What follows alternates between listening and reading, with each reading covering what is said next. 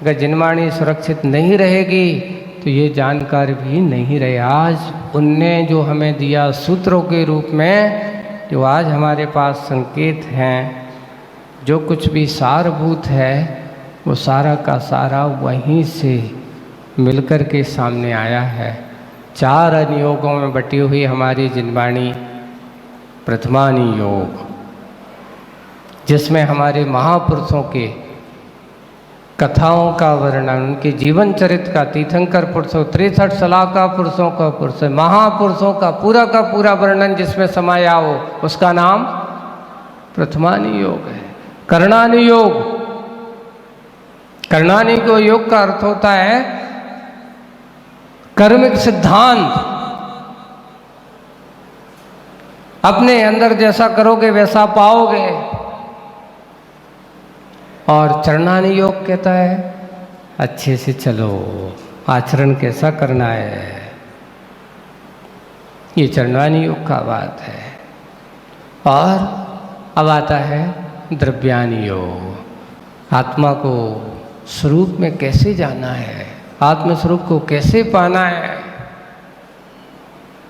ऐसे ही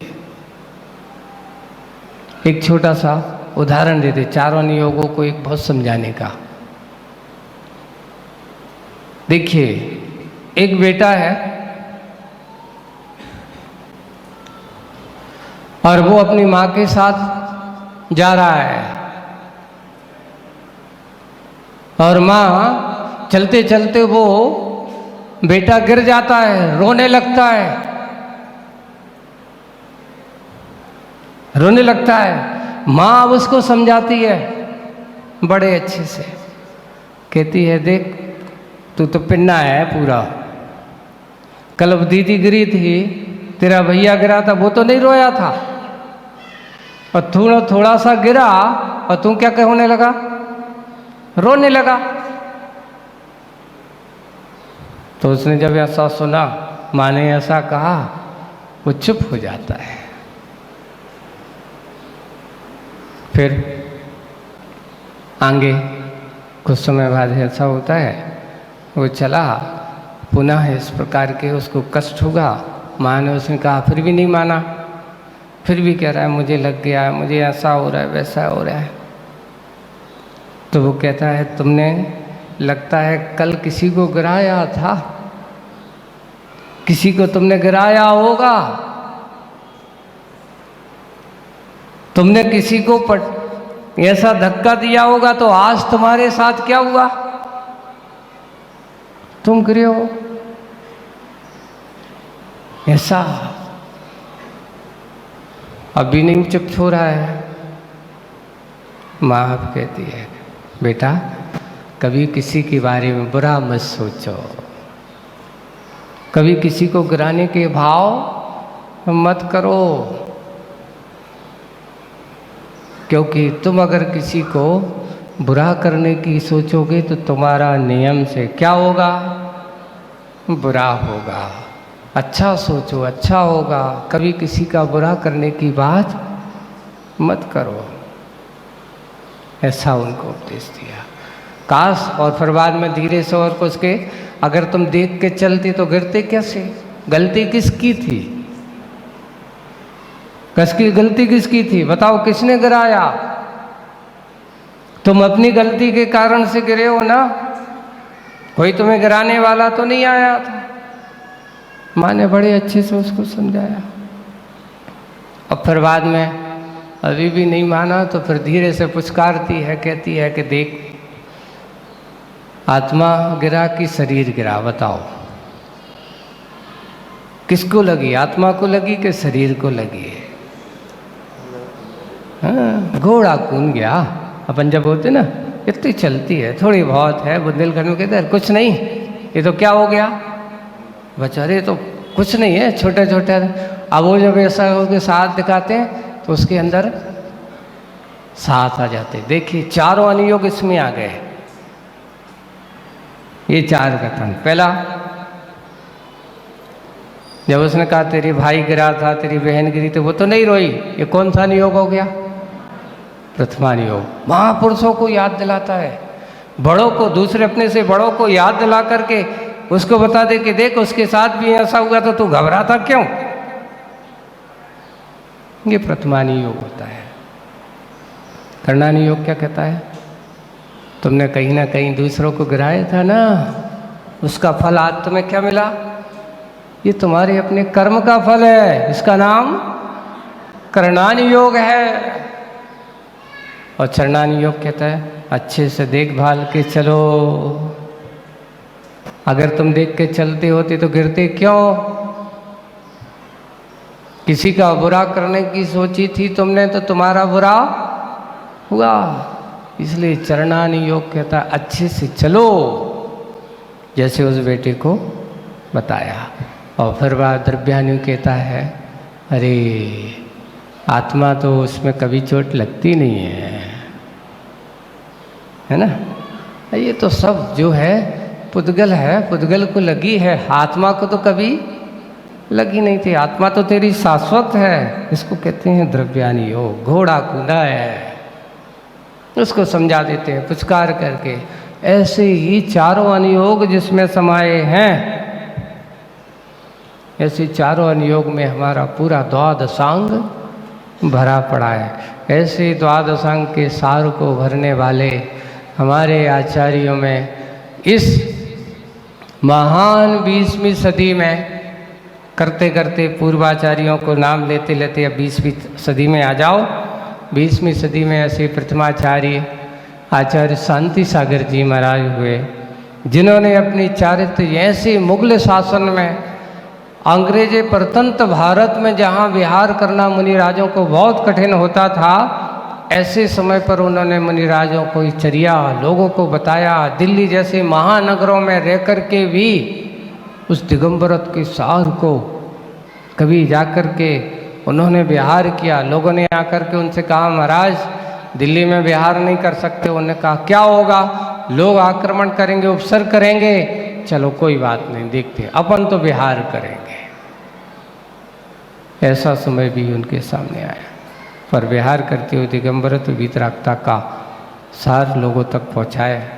ऐसे आचार्य शांति सागर जी, उसके बाद आचार्य वीर सागर जी महाराज, शिव सागर जी महाराज, आचार्य ज्ञान सागर जी महाराज, और उन्हीं आचार्य परंपरा में पूज्य आचार्य भगवान गुरुवर विद्या सागर जी महाराज। ऐसे आचार्यों की हमें इस वर्तमान काल में परंपरा हम सब लोगों को मिली। आज जिसका हम मंगलाचरण करने वाले हैं, पूज्य आचार्य भगवान ने अनेक साहित्य रचना की है, लेकिन उन साहित्य रचना में सारभूत सही बात अगर कुछ है तो बहुत सारे साहित्य में से ये सन 1984 में लिखी हुई मुकमाटी से पहला लिखा है। मुकमाटी की 84 के बाद ही इसका, उस समय आचार्य सिंह ने सन 84 में इसको लिखना प्रारंभ किया था मुकमाटी को, और सन 87 में मुकमाटी पूरी हुई है। लेकिन ये तोता क्यों रोता उससे पहले की कविता, यानी मुकमाटी की भूमिका अगर बनी है तो पहले इन साहित्यों को लेखन से आचार्य सिंह ने। सोचिए, कन्नड़ माध्यम से जीवन जीने वाला, जिन्हें हिंदी आती नहीं थी, अब आज हम हिंदी भाषी होकर के भी, है ना, समझने वाले होकर के भी ऐसे साहित्य की रचना, सोचिए कितनी मेहनत, कितना समझने का प्रयास किया होगा आचार्य सिंह ने, जिन्हें हिंदी बोलना क्या, हिंदी समझने में भी कठिनाई होती थी, लेकिन इतना हिंदी पर उन्होंने अधिकार प्राप्त कर लिया कि मुकमाटी जैसे महाकाव्य और तोता क्यों जो रोता, चेतना के गहराव में नरमता का नरम कंकर। अभी आप उनकी कृतियों को देखते तो जाओ। हमने भी सोचा कि कई लोग तो ऐसे पढ़ते नहीं हैं आचार्य सिंह की कृतियाँ हैं, है ना। आपको बड़ी बड़ी चीज़ें, बहुत बड़े बड़े ग्रंथ पढ़ाए हमने कि अभी तो इस बार मैंने सोचा है, पिछले साल मुकमाटी पढ़ाई थी तो इस बार यहाँ तलवाड़ा वालों से पूछा कि भाई क्या थोड़ा बड़ा वाला ग्रंथ पढ़ाएं कि छोड़, महाराज ऐसा पढ़ाओ बिल्कुल जो सबको सरलता से समझ में आ जाए। हमने सौरभ से और इन लोगों से 2-3 लोगों से पूछा क्या चाहेंगे आप लोग, रुचि तो देखें, तो बिल्कुल सीधा सीधा हम लोग तो यही सोचे ना कि प्राइमरी स्कूल के छात्र हैं, है ना। तो उनके ही अपन देख करके इसमें अपन बहुत अच्छी सी भूमिका तैयार करते हैं। और पूज्य आचार्य भगवान की आज इस तोता क्यों रोता की, देखिए इस पहली कविता से ही आपको कहाँ उस धर्म की ओर ले जा रहे हैं आचार्य श्री। आप लोग पढ़ेंगे तो ज़्यादा से ज़्यादा आधा मिनट लगेगा एक कविता पढ़ने में, लेकिन इस आधे मिनट की कविता पढ़ने में आधा मिनट है, लेकिन कविता के सार को पाने के लिए आपको पूरा जीवन लग सकता है, पूरा जीवन लग सकता है। चलते हैं, आज प्रथम कविता आज मंगलाचरण के रूप में अपन उसको करते हैं। क्या बोलते हैं आचार्य श्री। पहली है नयन नीर। नयन नीर का शब्द क्या होगा, आंखों का आंसू। अब वो आचार्य श्री ने कौन सी कल्पना की है नयन नीर से, है ना। देखिए एक आंखों का पानी जैसे आना बहुत सरल है। एक बार की बात है, आचार्य श्री ने कहते हैं आज के समय में आदमी के मन में थोड़ी सी खेद खिन्नता होती, फट से जाकर के आंखों से क्या हो जाता है, पानी गिर जाता है, आंसू आ जाते हैं, रोने लगते हैं। नैन सस्ते, नैन का नीर सस्ता नहीं है, लेकिन हम बहुत सस्ता बना देते हैं। अब यहाँ आचार्य जी कौन से नयन नीर की बात कर रहे हैं, तो पढ़ते हैं। प्रभु के प्रति किसमें, प्रभु के प्रति किसमें, इसमें, किसमें, इसमें प्रीति का वास है, यानी अपने आप में, या किसमें, दूसरे में, अपने प्रीति का वास है, प्रतीति पास है। प्रतीति का अर्थ है इच्छा, प्रतीक्षा। प्रतीति का अर्थ क्या, प्रतीति का अर्थ है प्रतीक्षा, इंतजार, जैसे अपन करते हैं। प्रतीति पास है, पर्याप्त है, यह पर्याप्त है यह। अब इसकी नयन ज्योति चली भी जाए, आंखों की अगर नयन ज्योति यानी रोशनी चली भी जाए, कोई चिंता नहीं। आंखों की रोशनी चली भी जाए, कोई चिंता नहीं। कहीं ऐसा ना हो, सोचिए, कहीं ऐसा ना हो कि प्रभु स्तुति से पूर्व, प्रभु नुति से पूर्व। देखिए स्तुति यानी भगवान का गुणगान, नुति यानी नमस्कार। नुति का अर्थ क्या, झुक करके भगवान के चरणों में नमस्कार, इसका नाम नुति यानी झुकना। कहीं ऐसा ना हो कि प्रभु की स्तुति से पूर्व, प्रभु नुति से पूर्व इसके करुणा नयनों में नीर कम पड़ जाए। आपके करुणा नयन, कौन से नयन की बात कही जा रही है। इतना पूरी कविता का सार मात्र इन शब्दों में भरा पड़ा है। कभी किसी दुखी को देख करके तुम्हारे मन में दया का भाव नहीं आया, तो ऐसा व्यक्ति कहा अंधा होना ठीक है। देख करके भी आदमी किसी के दुख को ना देख सके, यानी उसके अंदर करुणा के भाव का जन्म ना हो सके, तो धर्म होकर के भी तुम्हारे पास धर्म नहीं है। हम धर्मात्मा हैं, किसके बारे में, कहाँ, कौन सा धर्मात्मा है। सबसे पहले अपने किसी अपने के प्रति अगर करुणा का भाव नहीं है, तो वो भलाई घंटों पूजन कर लो। उसने क्या किया, इस थाली का उस थाली में ही द्रव्य डाला है, धर्म की आराधना नहीं की है। धर्म की आराधना तो वह है कि अपने से पहले किसी को दुख ना पहुँचे। दया धर्म की बात करने वाला ही सच्चा धर्म है। यानी आज की कविता का सार यही है कि अगर हमारे मन में करुणा का भाव नहीं है तो हमारी भगवान की स्तुति करना, भगवान के चरणों में झुकना सब बेकार है।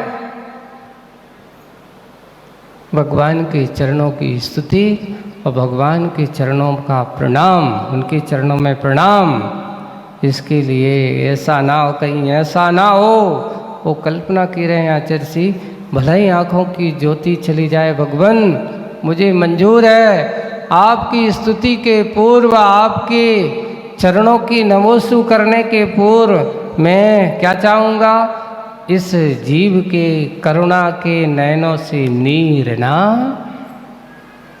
चलाया जाए। करुणा भाव हम सबके प्रति बना रहे, कम ना पड़ जाए, जितना बन सकता है उस नीर को अपने जीवन में बनाए रखिए, करुणा भाव बनाए रखिए। करुणा भाव वह होता है जो किसी जीव के कष्ट को देख करके आपके मन में, आपके हृदय में कांपने लगे, है ना। और किसी के ये भावना होने कि भगवान कोई दुखी ना हो। श्रावक अगर सुबह से या भगवान की भक्ति करता है, भगवान की भक्ति करने के बाद आपको क्या संकल्प करते हो, आज का समय अपना हो गया है, मैं आपको कल बताऊंगा, यानी कल नहीं कह रहा हूँ, अगले, अब ये मत कह दे कि कल क्या होगा, अभी नहीं, आगे जब भी मौका आता है आगे आपको बताता हूँ कि आपकी पूजन करने के बाद आपके क्या संकल्प होना चाहिए, आपकी क्या भावना होना चाहिए और भावना कैसी होना चाहिए उसकी बात समझेंगे बाद में। आज बस इतना ही। समय समय पर उस आत्मा के बारे में आज कहा कि भगवान मुझे आपकी नमोस्तु पूजन करने के पहले मैं चाहूँगा कि कहीं मेरे अंतरंग के हृदय की करुणा का नीर कम ना हो जाए, वो भरे रहेगा तो हमारी नीर, हमारा भाव ही समझ लें। इतना ही कहते हुए विराम। कल से समय का पूरा अपना ध्यान करते हुए उस कार्य को हम करेंगे। बोलिए परम पूज्य आचार्य गुरुवर श्री विद्यासागर जी महाराज।